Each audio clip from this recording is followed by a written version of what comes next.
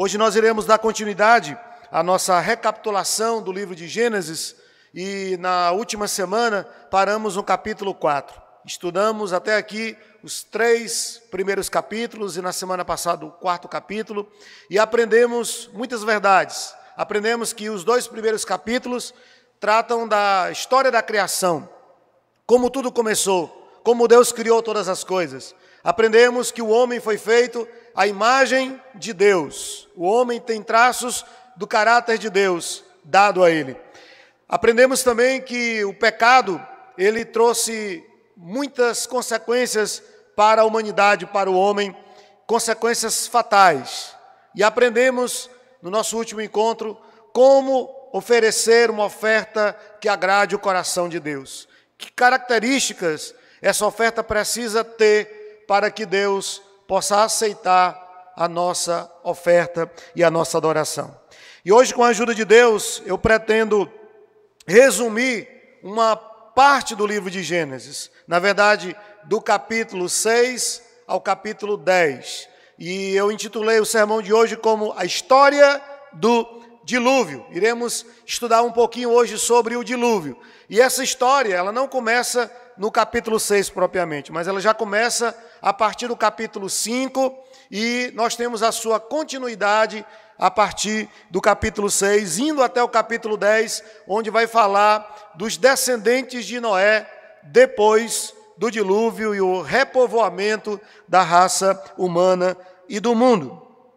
Então, para isso, eu convido você a ler comigo, mais uma vez, os 4 primeiros versículos do capítulo 6 do livro de Gênesis. E peço que você permaneça, por gentileza, com sua Bíblia aberta, para que na medida que avancemos na exposição, você possa acompanhar na sua Bíblia tudo que iremos estar falando e expondo da palavra do Senhor. Como se foram multiplicando os homens na terra, lhes nasceram filhas. Vendo os filhos de Deus que as filhas dos homens eram formosas, tomaram para si mulheres, as que entre todas mais lhe agradaram. Então disse o Senhor: o meu espírito não agirá para sempre no homem, pois este é carnal, e os seus dias serão 120 anos. Ora, naquele tempo havia gigantes na terra, e também depois, quando os filhos de Deus possuíram as filhas dos homens, as quais lhe deram filhos, estes foram valentes, varões de renome na antiguidade. Pai, essa é a Tua palavra, e agradecemos ao Senhor por ela, pois ela é alimento para a nossa alma, é fortalecimento para o nosso espírito. Obrigado porque o Senhor nos fala de muitas maneiras, de várias formas, mas especialmente através da Tua palavra, que o nosso coração, que a nossa mente esteja totalmente cativa nesse momento ao Teu falar, à Tua voz, e que o Senhor venha nos orientar, nos exortar e nos confortar através da Tua poderosa e bendita palavra. Eu oro assim agradecido em nome de Jesus. Quem pode dizer amém comigo? Capítulo 6 do livro de Gênesis, ele mostra como viviam os homens no período do dilúvio, como era a sociedade que antecedeu o dilúvio, ou a sociedade, ou a geração pré-diluviana, como podemos chamar. E ao mesmo tempo, o capítulo 6, ele apresenta os motivos pelos quais Deus enviou o dilúvio sobre a face da terra. E eu queria abrir um parênteses para dizer que Deus não precisa dar explicações a ninguém, Ele é Deus. Mas, mesmo assim, não precisando, não sendo obrigado a dar explicações, Deus apresenta na sua palavra, muitas vezes, motivos pelos quais Ele exerceu sua vontade em determinados momentos da história da humanidade. E o capítulo 6 de Gênesis é um desses momentos onde Deus destruiu a raça humana com água, e aqui temos as razões pelas quais a humanidade deixou de praticamente existir nesse período aqui do dilúvio. Nós temos uma composição bem intrigante no capítulo 6, porque, a bem da verdade, o capítulo 6 é o resumo do capítulo 4 e do capítulo 5. Eu digo isso porque no capítulo 4 nós temos o relato do surgimento de uma geração ímpia, de uma geração rebelde, de uma geração que não temia a Deus. eu estou fazendo referência aos descendentes de Caim. Caim era filho de Adão e Eva, e esse matou seu irmão Abel, e era um homem ímpio. A Bíblia diz que os seus caminhos eram maus.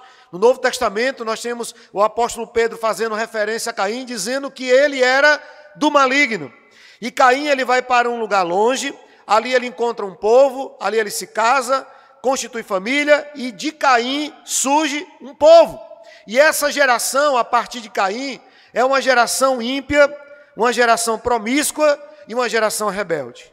Mas a história não termina aí, porque caso contrário, desse continuidade a partir de Caim, Deus enviaria um novo dilúvio. Só que nós temos, no capítulo de número 5, o surgimento de uma outra geração. Uma geração temente a Deus, de homens que louvaram, adoraram, serviram e honraram ao Senhor. Eu estou fazendo referência, estou citando aqui a geração ou os descendentes de Sete.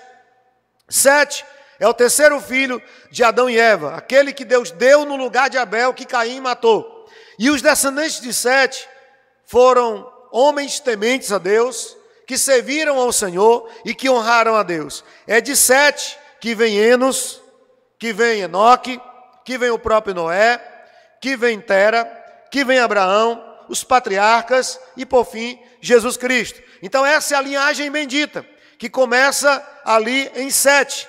E a partir dos descendentes de Sete, nós temos um grupo de homens que romperam com esse ciclo de malignidade que era praticada pela humanidade na época do dilúvio e passaram a invocar o nome do Senhor e passaram a honrar o nome do Senhor. Mas nós chegamos no capítulo 6 e nós temos aqui algo alarmante, porque essa geração bendita, essa geração de homens justos e íntegros acaba se unindo com a geração perversa de Caim. E essas duas gerações unidas agora geram uma terceira geração, que é exatamente essa geração corrompida do período do dilúvio. A priori, nós podemos aprender que quando o povo de Deus se mistura com os ímpios, não vai dar nada bom. E a história do dilúvio prova isso. Poderia muito bem a geração fiel ter sobreposto a geração ímpia e ter ganhados para Deus.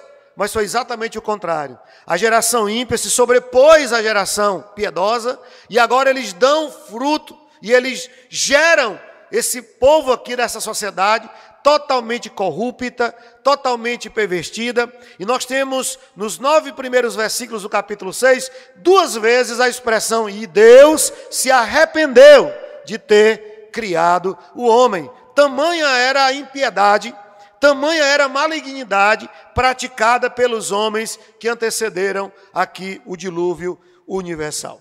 Se pudéssemos dividir o capítulo 6, ele estaria dividido em 3 seções. Do versículo 1 a 7, teríamos o relato da corrupção total da humanidade. A humanidade toda se extraviou.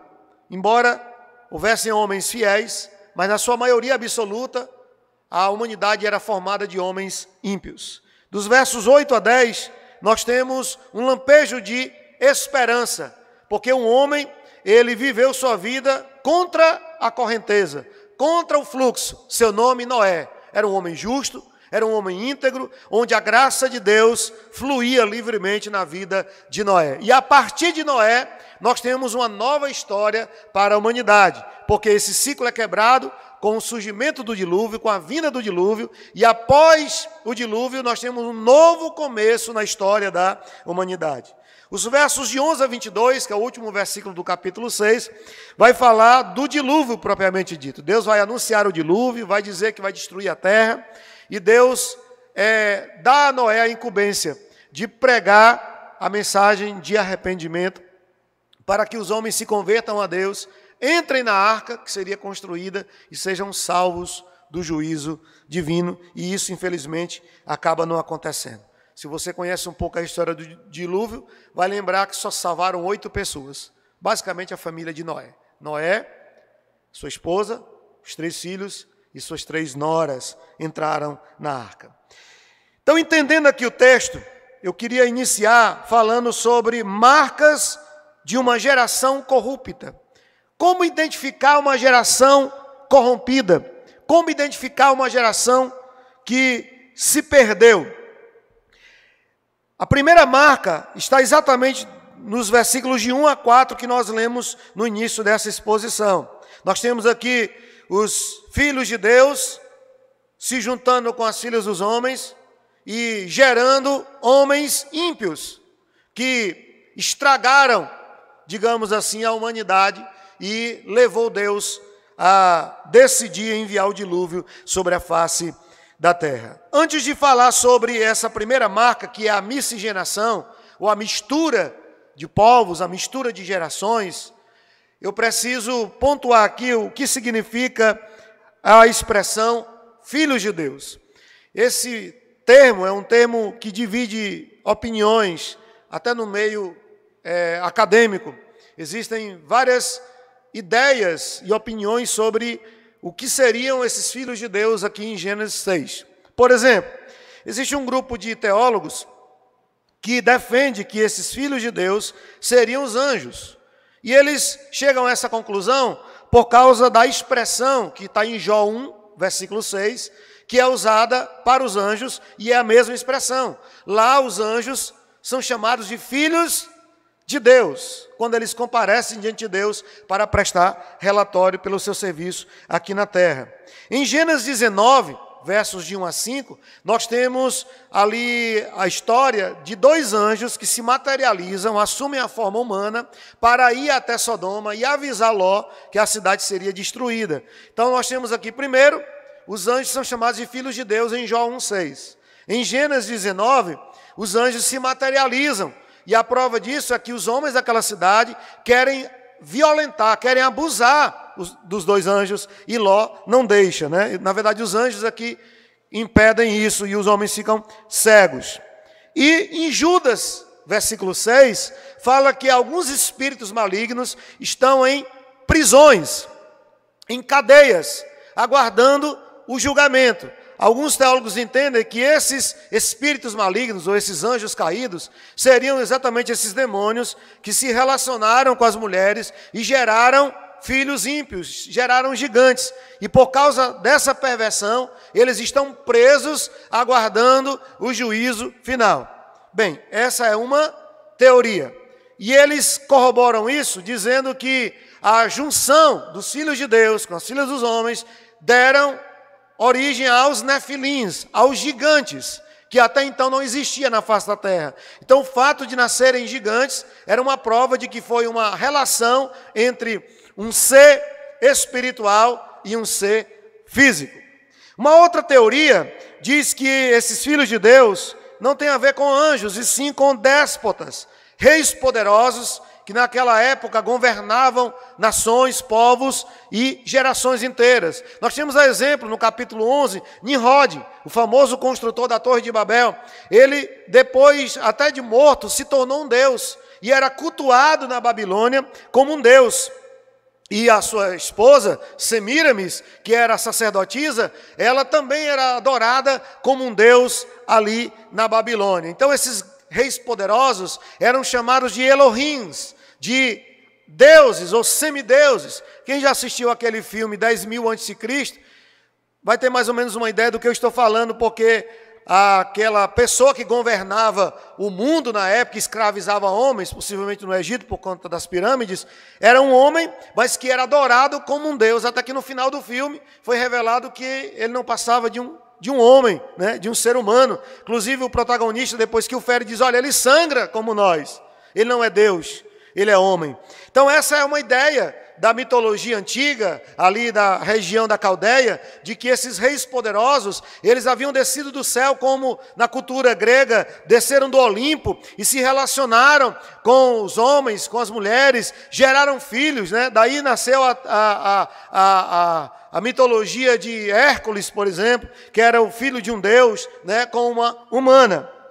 Mas a outra teoria, e essa nós somos defensores dela, é a teoria de que os filhos de Deus, que está aqui em Gênesis 6, na verdade é uma referência aos descendentes de Sete. São homens normais, mas eram homens tementes a Deus, homens fiéis, homens retos, homens justos.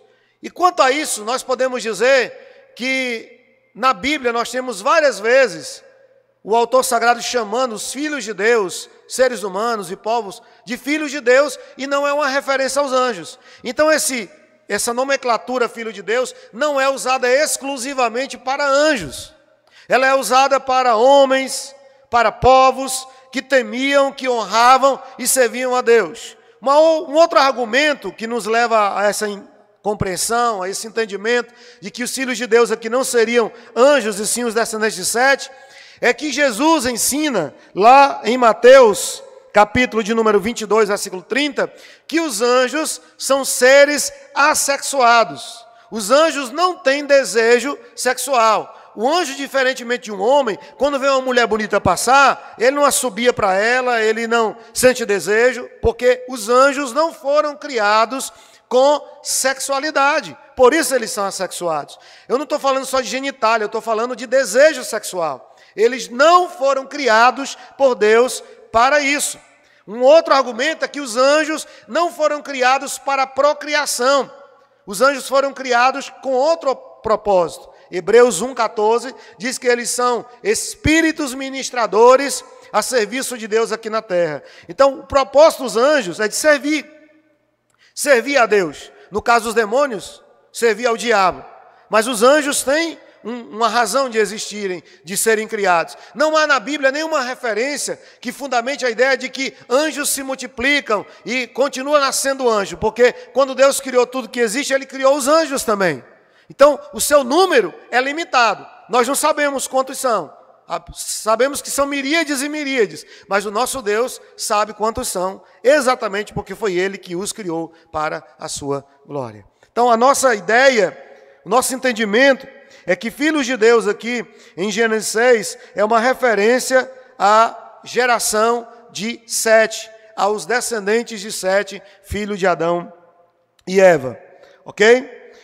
Aí você pode, então, estar se questionando. Então, como explicar o surgimento dos gigantes, dos nefilins? Bem, isso a própria ciência explica. Não há necessidade de nós conjecturarmos aqui algo mirabolante, porque a ciência já comprovou que existe um hormônio do crescimento. Na verdade, é mais do que um hormônio do crescimento, é uma secreção hormonal que leva a um crescimento desordenado. E o gigantismo é uma disfunção orgânica, é um problema físico, fisiológico. Tá? Hoje existem pessoas que são gigantes no mundo, na China, no próprio Brasil. Aqui no Nordeste nós temos um rapaz, se eu não me engano, que é gigante, que sofre de gigantismo. Então o gigantismo é algo comum, que a própria ciência explica, não é nada sobrenatural ou divino. Tá? Naquela época existiam muito mais gigantes. E se os gigantes fossem filhos de anjos com mulheres, como explicar o aparecimento deles lá em Canaã, séculos depois do dilúvio, quando todos os gigantes morreram, porque nenhum entrou na arca, e lá estavam eles vivendo em Canaã como gigantes e valentes poderosos, se eles haviam sido exterminados totalmente no dilúvio. Então, essa ideia ou esse argumento de dizer que eram realmente anjos aqui, os filhos de Deus, porque nasceram gigantes, não se sustenta, porque a própria ciência explica o surgimento do gigantismo. Quando nós falamos de miscigenação, nós estamos falando no sentido bíblico. E no sentido bíblico, nós estamos querendo falar de jugo desigual. E o que é o jugo desigual? Por muito tempo, desde criança, que eu sou cristão, e eu ouvi muitos pastores ensinar que jugo desigual é um crente se relacionar com um descrente, ou melhor, com um católico, ou com um espírita, ou com um budista, ou seja, um evangélico se relacionar com uma pessoa de outra religião. Então eu ouvi por muito tempo isso, que jugo desigual seria isso. Sim, isso é jugo desigual, como nós iremos ver no texto bíblico. Mas jugo desigual vai além disso. O que seria jugo desigual? Além de você se relacionar com alguém de uma orientação religiosa diferente da sua. Jugo desigual seria você se relacionar com alguém de uma cultura diferente da sua. Vai dar conflito. Você se relacionar com alguém de um grau educacional diferente do seu. De repente o seu QI é 180, e você está se relacionando com uma pessoa que o QI dela é 80. Vai dar problema, porque vocês não vão conseguir se comunicar facilmente. Enquanto você está lá na frente, a pessoa ainda está tentando entender. E vai acabar gerando conflito. Nível intelectual, idade muito diferente. E as diferenças irreconciliáveis de gerações. Gerações que cada uma tem a sua característica, a sua marca, e você se relacionar com pessoas de gerações diferentes vai acabar gerando esse tipo de conflito, de julgo desigual. E nós vemos aqui no próprio texto as características de cada uma dessas gerações e percebemos que elas não tinham nada a ver uma com a outra. Por exemplo, os setitas, os descendentes de Sete. No capítulo 4 de Gênesis, verso 25, diz que eles eram homens devotos a Deus. O texto diz que eles louvavam, tributavam louvor a Deus. No capítulo 4, verso 26 de Gênesis, diz que eles eram consagrados ao Senhor. Diz que a partir deles o nome de Deus começou a ser invocado. Capítulo 5 de Gênesis, verso 22, diz que eles eram homens que tinham uma estreita comunhão com Deus. E o texto chega a dizer que eles andavam com Deus, como é o caso de Enoque e o próprio Noé, aqui no texto. Capítulo 5, verso 29, diz que eles dedicaram sua vida para servir a Deus. Inauguraram um tempo de fé e romperam com aquele ciclo de maldição. Capítulo 6, versículo 8, diz que eles eram homens que viviam debaixo da graça de Deus. Aliás, a primeira vez que a palavra graça, no hebraico Shanã, aparece, é uma referência a um dos descendentes de Sete, no caso Noé. Eram homens que viviam sob o efeito da graça de Deus. Essas são algumas características dos descendentes de Sete. Agora vamos ver como eram os descendentes de Caim, para você ver o extremo que é. Capítulo 4, verso 27, diz que eles eram rebeldes. O que Deus mandou Caim fazer? Ir para longe e viver sozinho. Ele chega lá, ele faz o quê? Ele se casa, constitui família e funda uma cidade. Vai de encontro à ordem de Deus. Eles eram desobedientes. Capítulo 4, verso 29, diz que Caim foi o primeiro a ter 2 mulheres. E isso contraria o plano original de Deus, que o casamento seja uma relação monogâmica. Capítulo 4, verso 23, diz que eles eram cheios de violência, perversos e desrespeitosos com a vida. O que nós podemos aprender com isso, irmãos? Que quando a ovelha decide andar com o porco, ela acaba enlameada. E tem muita gente dizendo assim, não, eu tenho uma amizade com essa pessoa que não é evangélica, só para ganhá-la para Cristo. Se você realmente está falando a verdade, se essa é a sua motivação, parabéns para você. Mas mesmo assim você precisa orar mais e vigiar muito. Porque é uma batalha espiritual intensa. Mas se você está usando só como desculpa para não romper algumas relações que não te levam para perto de Deus, ao contrário, te afastam de Deus, você está numa rota de colisão. Porque a Bíblia diz claramente que não há comunhão entre trevas e luz. E não vamos dourar a pílula aqui, irmãos. Quem está no mundo vive em trevas. E quem está na fé vive na luz. Não é eu que estou dizendo, é a Bíblia que diz. Não dá para negociar valores e princípios divinos. Então essa é a verdade bíblica. Não estou aqui dizendo que você não pode ter contato com uma pessoa descrente, até porque é impossível. No local de trabalho, na faculdade, na escola, na rua que você mora. Em todo lugar tem pessoas que não são evangélicas, que não professam a mesma fé que nós. E nós devemos nos relacionar bem com elas, uma relação amistosa. Mas comunhão é outra coisa. Porque, meus irmãos, eu não entendo como é que um crente tem comunhão com um descrente. Só se o descrente está se convertendo num processo. Então ele começa a se interessar pelo evangelho, pelas coisas de Deus, e aí você está influenciando ele positivamente. Mas se não é essa a sua relação, isso vai acabar muito mal. Possivelmente para você. Porque olhando na história do povo de Deus, o povo de Deus sempre saiu perdendo nesse tipo de relação. Se você já leu o livro de Juízes, nos primeiros capítulos, você deve lembrar que o texto diz que os judeus, os hebreus, começaram a se relacionar com os cananeus daquela terra. E eles acabaram apostatando da fé, adorando os deuses de Canaã e abandonando o Senhor. Porque o povo de Deus, infelizmente, é muito mais propenso a ser influenciado do que influenciar. Essa é a verdade. Ademais, o Salmo 1 diz o quê? Que não devemos andar no conselho dos ímpios, nem nos assentarmos à roda dos escarnecedores. Então, esse é o papel do cristão. O cristão não pode estar tendo amizade e relacionamento próximo com um descrente, se não for para ganhá-lo para Cristo, se não for para evangelizá-lo. A Bíblia claramente nos ensina que nós devemos viver separados espiritualmente do mundo.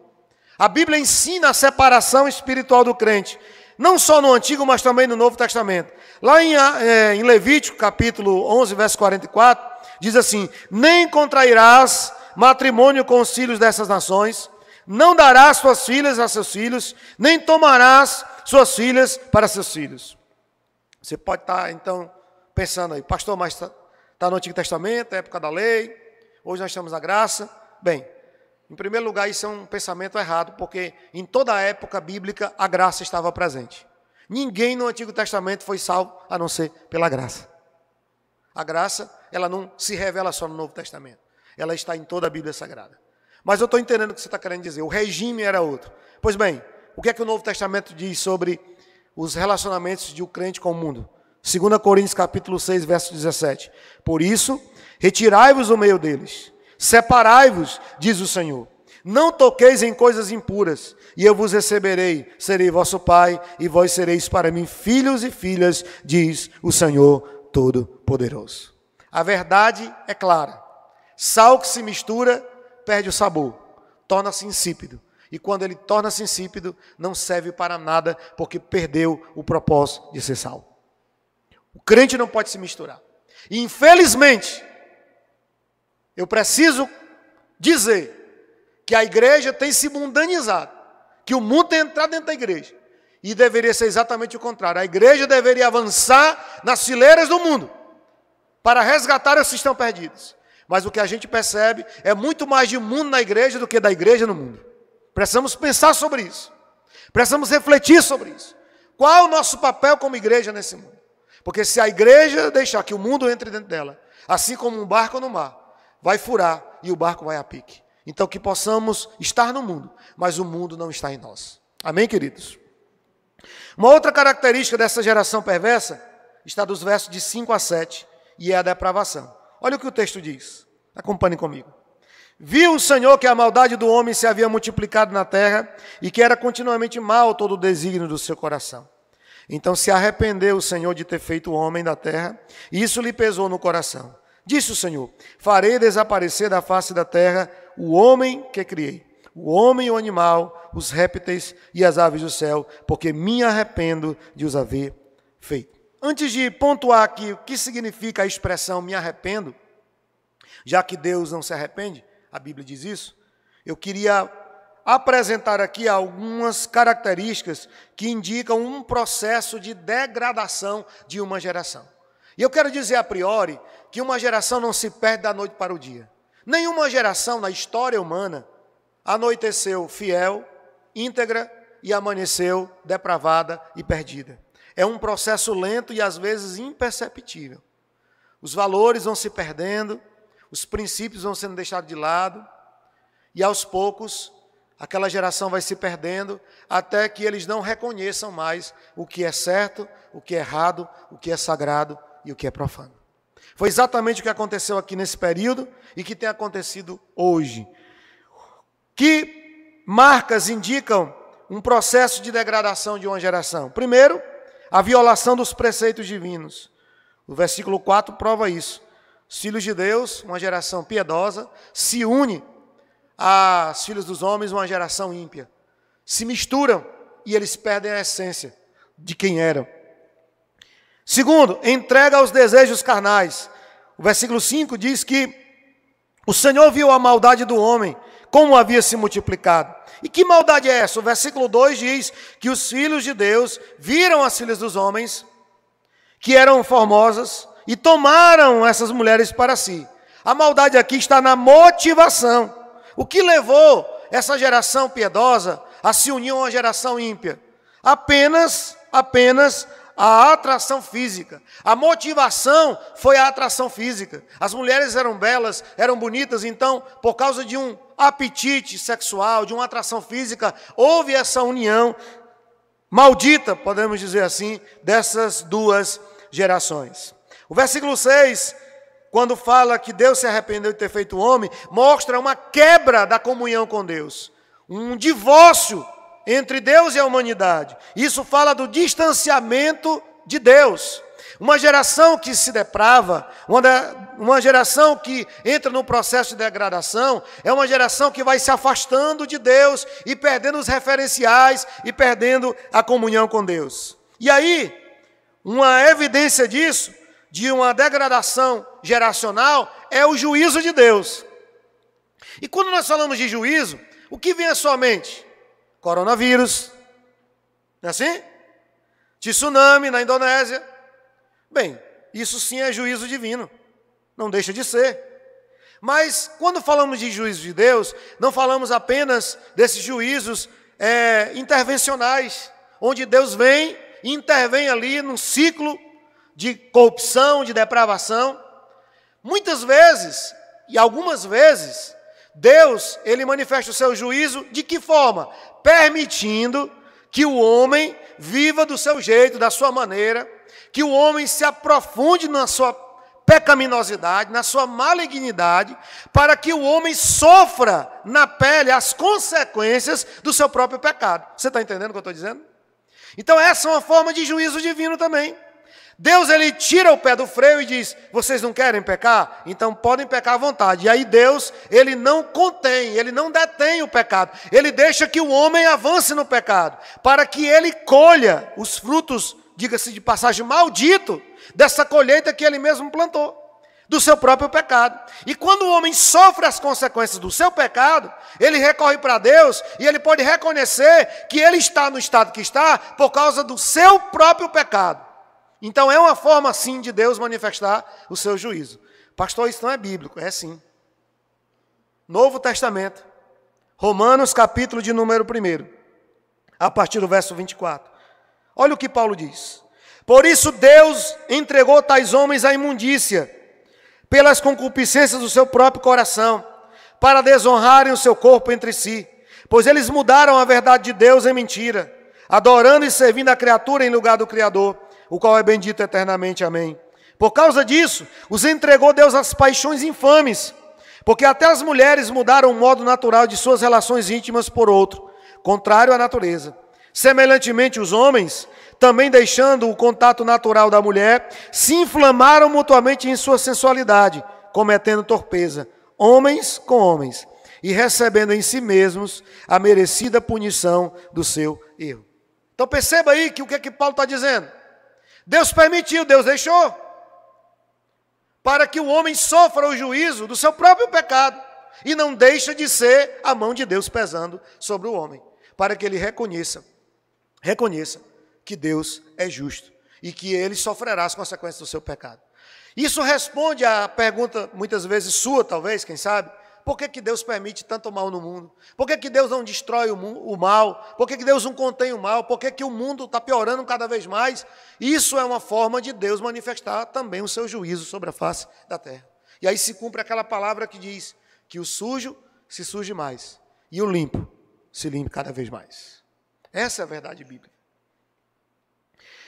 Por fim, nós temos uma outra marca de uma geração que está no processo de degradação, e na verdade não é só uma marca, é também uma consequência, a violência.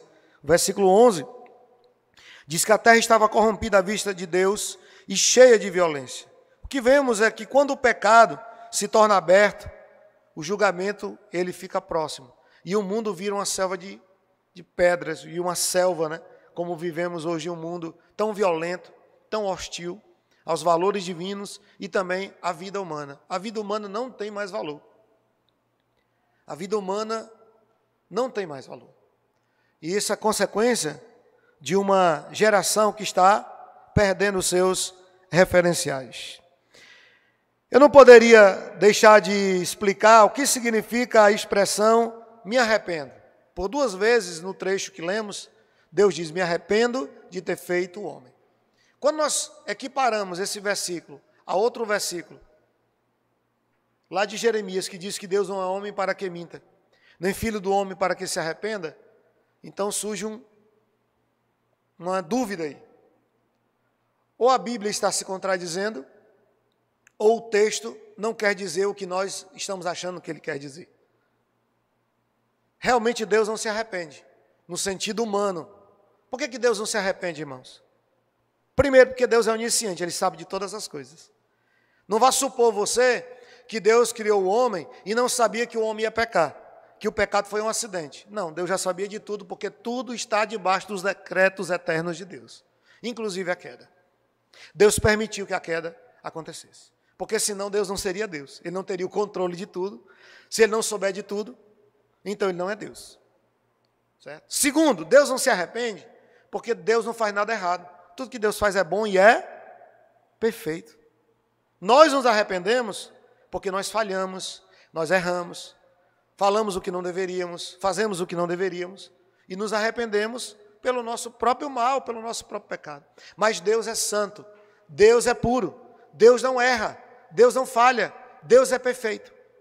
O que Moisés, na verdade, está querendo falar, não é que Deus se arrepende no sentido humano de entender arrependimento. Poxa, eu errei aqui, não deveria ter criado o homem. Foi um erro meu, foi um vacilo meu. Não. Deus nunca se arrependeu de ter criado o homem nesse sentido. Nós temos aqui o que chamamos na linguagem teológica de antropopatia. Na verdade, a Bíblia está cheia de linguagens figuradas. E nós temos duas muito presentes na Bíblia Sagrada, nos textos, como o antropomorfismo, que é atribuir a Deus formas humanas. Toda vez que você lê aqueles textos no Salmo que diz: e a mão do Senhor estava sobre mim, e os olhos do Senhor percorrem sobre a terra. Deus não tem olhos, Deus não tem mãos, porque João 4 diz que Deus é espírito, e como espírito Ele é incorpóreo. Então o autor sagrado não está dizendo que Deus ele tem membros corporais como nós temos, se bem que Ele pode se materializar, como aconteceu lá em Gênesis 18. Mas Deus é espírito em essência. Quando a Bíblia fala de membros do corpo humano se referindo a Deus, o autor está querendo aplicar uma verdade usando a forma humana para se referir a Deus, porque ele não tem como descrever Deus. Então, quando ele diz: e a mão do Senhor estava sobre mim, ou o autor está falando que Deus é aquele que protege, que é aquele que guarda, ou então que Deus é aquele que pune, que corrige. Os olhos do Senhor estão sobre toda a terra. Não significa dizer que Deus tem dois olhos. Significa dizer que Deus vê tudo, que Deus sabe de tudo, que Deus conhece tudo.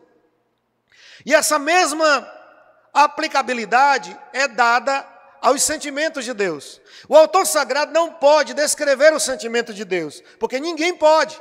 Não há palavras no vocabulário humano que possa descrever o sentimento de Deus. Então o autor ele não está aqui nem querendo descrever o sentimento de Deus. O que é que ele está querendo dizer? Ele está querendo dizer que Deus mudou sua forma de agir com respeito ao homem. Então, dentro da linguagem antropopática, né, que vem do grego antroposomai e fatos, que quer dizer paixão, né, o autor sagrado está atribuindo a Deus um sentimento humano. O que eu quero dizer com isso é que o autor está querendo nos dizer que, de acordo com a mudança do comportamento humano com respeito a Deus, Deus vai mudar o seu jeito de agir para conosco. Se o homem for fiel, Deus vai o abençoar. Se o homem for desobediente, Deus vai puni-lo. Então, o que o autor está querendo dizer aqui com a expressão me arrependo, é que Deus mudaria o seu modus operandi, a sua forma de agir com respeito ao homem. Deus foi benévolo, foi bondoso para com o homem até então, mas a partir de agora Deus vai punir o homem. Deus vai estabelecer o seu juízo. Então o que ele está querendo dizer com a expressão me arrependo é: Deus mudou a sua forma de agir com respeito ao homem. Os irmãos entenderam isso, amém? E o nosso tempo já se foi, mas eu queria só concluir aqui os capítulo 6 até o 10. Eu não quero ser repetitivo, irmãos, porque eu já preguei até o 24. Né? Então, os irmãos que estão aqui há mais tempo na igreja vão até deixar de vir para a doutrina se eu repetir tudo de novo. Então, eu estou resumindo realmente, é o resumo do resumo do resumo, né? Para que os irmãos possam relembrar algumas verdades e a gente retomar de onde nós paramos antes da pandemia. Mas eu queria concluir falando sobre Noé. E se pudéssemos colocar um título aqui nesse tópico, seria Um Crente Fiel em um Mundo Caído. Eu quero chamar a sua atenção para os versículos 7 e 8 do capítulo 6. Porém Noé achou graça diante do Senhor. E eis a história de Noé. Noé era um homem justo e íntegro entre os seus contemporâneos. Noé andava com Deus. Eu acho que na verdade é o versículo 8 e 9, né?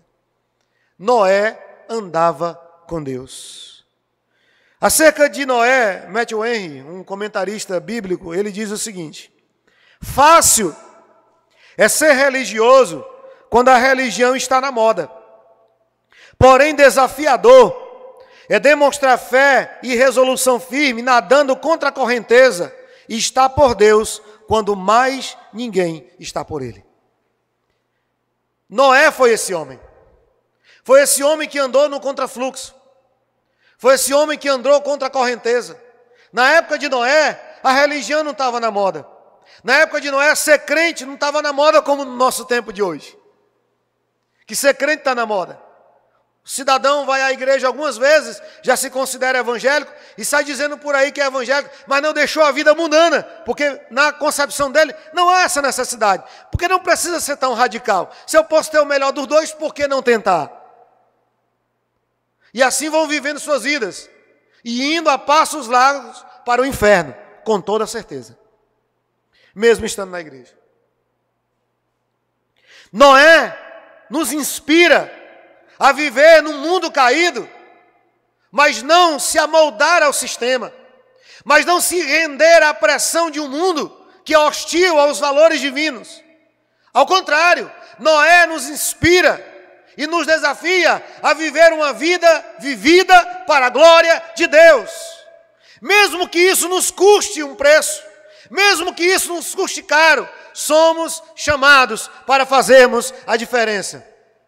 Um crente fiel, vivendo em um mundo totalmente caído.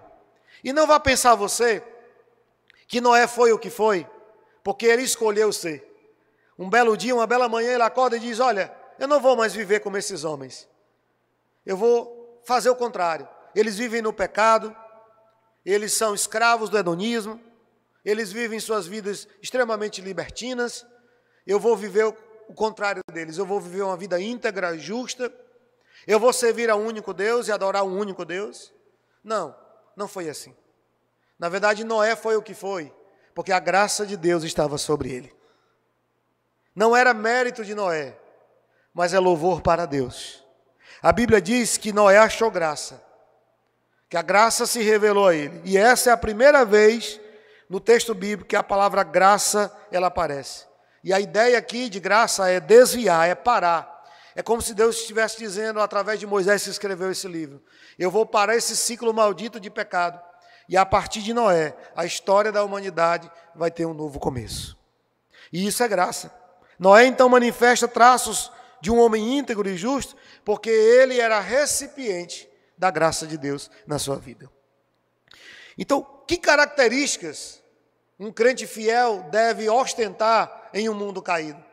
Deus nos chama para sermos Noés nessa geração, para marcarmos essa geração e fazermos a diferença nesse mundo. Mas o que você precisa ter para, assim como Noé, marcar a sua geração? Primeiro, você precisa ser um salvo. Essa é a sua posição. Você é um salvo sem merecer pelo favor divino. Essa retidão que Noé expressa e manifesta era fruto direto da graça de Deus que jorrava livremente sobre a vida desse homem. Ele foi o que foi por causa da graça de Deus na sua vida. Sua posição, então, era de um salvo, de um eleito de Deus. Qual era a sua atitude? Versículo 9 diz que ele era um homem justo em todas as suas obras. O que é que isso significa? Significa que ele vivia segundo os padrões de Deus e não do mundo. Noé andava de acordo com Deus e não de acordo com o mundo. Essa era a sua atitude. O seu caráter diz que ele era um homem perfeito. E perfeito não é no sentido absoluto aqui, que não erra, que não falha, no sentido de integridade, de inteiro. todas as áreas da vida de Noé foram rendidas a Deus, e Noé oferecia como sacrifício agradável a Deus. O seu testemunho, o verso 9 diz que Noé pregou o arrependimento. E não foram 1, 2, 3, 5 anos. Foram 120 anos. Noé pregou o dilúvio, pregou o arrependimento, para que os homens pudessem crer. Por isso que Pedro, na segunda carta, no capítulo 2, verso 5, chama Noé de o pregoeiro da justiça, o pregador da justiça. Ele testemunhou de Deus, não só com sua vida, mas também com palavras. E ele tinha autoridade para falar de Deus, porque ele vivia segundo os padrões de Deus. Como era a sua vida? Era uma vida vivida em íntima comunhão com Deus. Não é à toa que o autor sagrado diz que Noé andava com Deus. Era alguém que conhecia Deus. E mais do que isso, Deus o conhecia. Noé certamente ouvirá de Jesus o contrário da frase de muitos que ouvirão: não te conheço. Naquele dia, Noé ouvirá: eu te conheço. Entre para o gozo eterno do seu Senhor. Porque Noé andava com Deus, era um homem de comunhão com Deus. Sua conduta, sempre em consonância com a vontade revelada de Deus. Tudo quanto Deus lhe mandou fazer, ele obedeceu. É interessante que dos capítulos 6 a 8, nós temos 5 vezes a expressão: e Noé obedeceu em tudo a Deus. Capítulo 6, verso 22, diz que ele obedece a Deus. Capítulo 7, verso 5. Capítulo 7, verso 9. Capítulo 7, verso 16. Capítulo 8, verso 17. Capítulo 8, verso 18. Todos esses textos dizem que em tudo Noé obedeceu a Deus. E é interessante, irmãos, quando nós vemos o relato aqui do dilúvio, não teremos tempo para entrar falando sobre o dilúvio, se foi parcial, universal, como coube aqueles animais todos dentro da arca. Não haverá tempo, infelizmente, para falar. Mas eu quero dizer para os irmãos que Noé ficou 371 dias dentro da arca. Esse foi o tempo que durou o dilúvio. 150 dias de inundação, 221 dias de escoamento. E é interessante que quando as águas secaram, Noé não abriu a porta e saiu. Por que ele não abriu a porta e saiu? Porque Deus não havia ainda dito para ele sair. Deus não havia autorizado ainda ele sair da arca. Ele esperou a ordem de Deus. Olha o que está no capítulo 8, para a gente finalizar aqui, capítulo 8, versículo 15 de Gênesis. Então disse Deus a Noé: sai da arca, e contigo tua mulher, e teus filhos, e as mulheres de teus filhos. Foi aí que Noé saiu da arca. Então as águas haviam secado, ele já havia liberado o corvo, ele não tinha mais voltado, mas Noé continuou dentro da arca até o momento em que Deus mandou que ele saísse. Meus irmãos, que obediência, que homem fiel a Deus, que homem obediente a Deus, esperou até o último momento para Deus falar, para Deus se revelar. Ah, como precisamos de homens como Noé, de mulheres que têm as características de Noé, para marcar essa geração. Vivemos em um mundo como nos dias de Noé. E Jesus, falando sobre sua vinda, ele diz que sua vinda se dará como nos dias de Noé. Precisamos ser os Noés dessa geração. Amém, queridos? Amém? Quem recebe essa palavra?